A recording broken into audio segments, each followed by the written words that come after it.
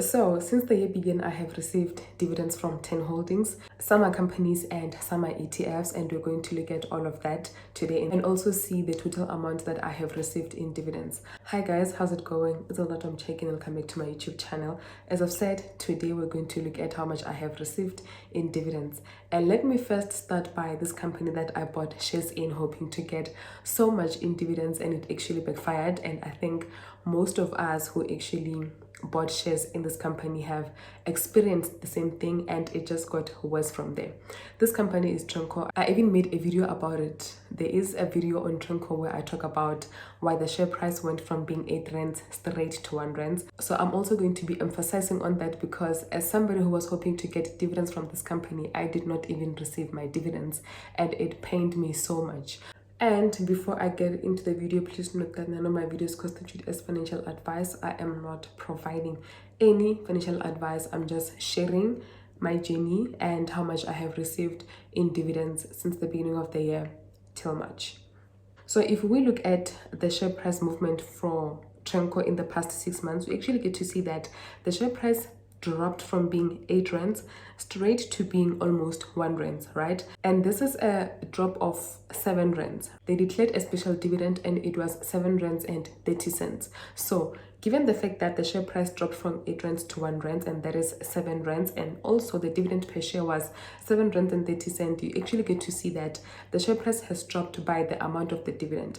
And it is quite common for the share price of the company to drop by the amount of the dividend per share that the company has declared, and then it's going to correct when time goes on.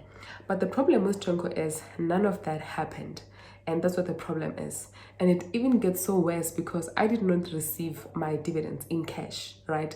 They are hanging somewhere, and I tried to sell, and the order is still pending till this day. And I have put the order, I think, somewhere in Feb. Let me actually get the date for that.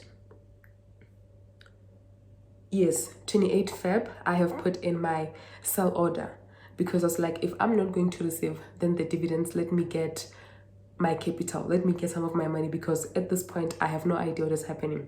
And I have executed this, I think, 3 times until I just finally gave up, because I couldn't really just wrap my finger around what could be happening. And I was like, you know what, it is whatever. But then now somebody, I think, commented, I don't know if it's on TikTok or on YouTube, saying that they're also unable to sell their shares. And I was like, mate, same, and I have no idea what is happening. And given the fact that actually I took money from my savings, bought shares in this company because I was looking to get so much in shares, I put in 1,000 rands, and 1,000 rands was going to give me a dividend income of almost 800. That is a lot, because the share price was 8 rands and 35 cents at the time, and the dividend per share was 7 rands and 30 cents. That is a lot, right?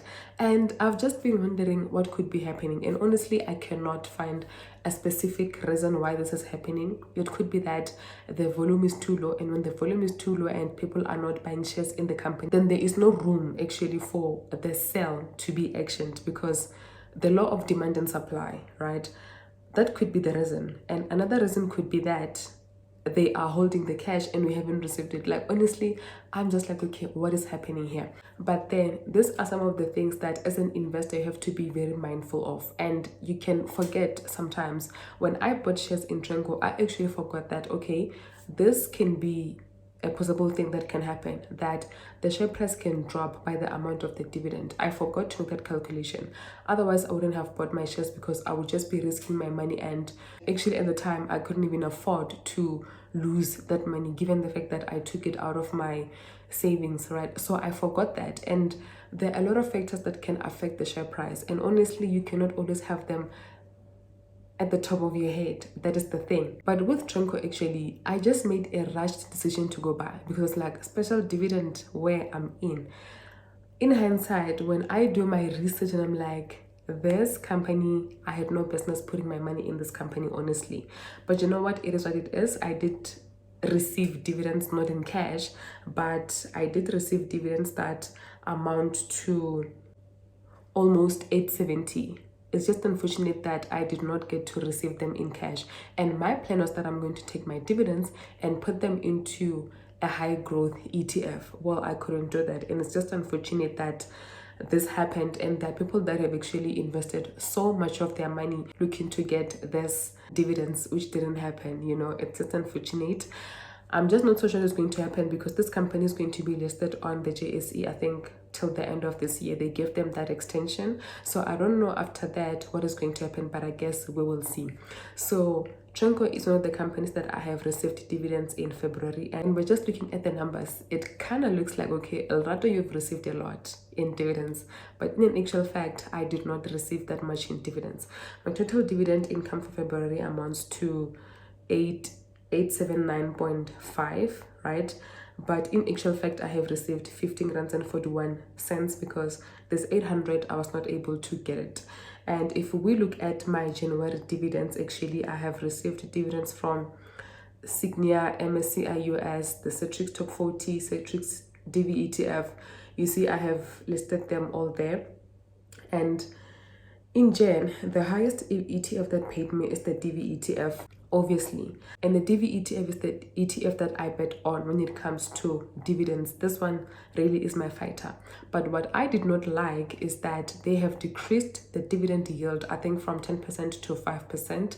When I checked it, I was like, what could be happening? Because we invest in this ETF for the sake of receiving dividends, high dividend income. But I was like, okay, I mean, what can we do?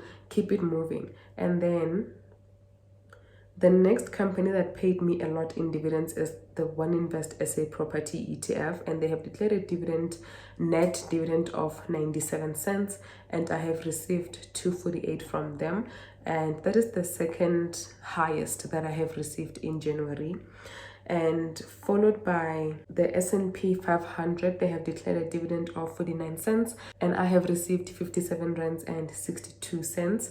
And followed by the Citrix Top 40, I have received 23 rands and 60, and then the capped all share at 10 rands, and the MSCI US at 1 rand and 82 cents.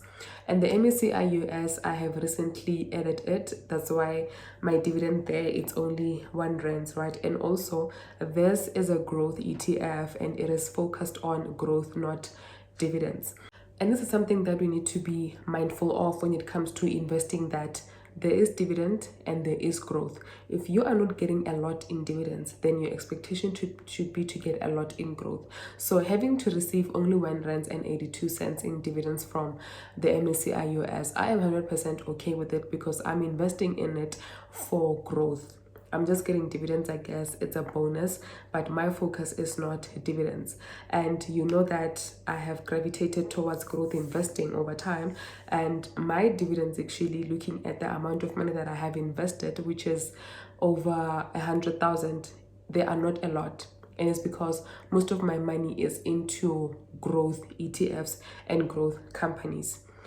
So back to my 2025 dividends, then the total that I have received in dividends in January is 719, and in Feb that is almost 900, and then in March I only received 15 rands. I was paid by ShopRite and kept all share, Citrix kept all share.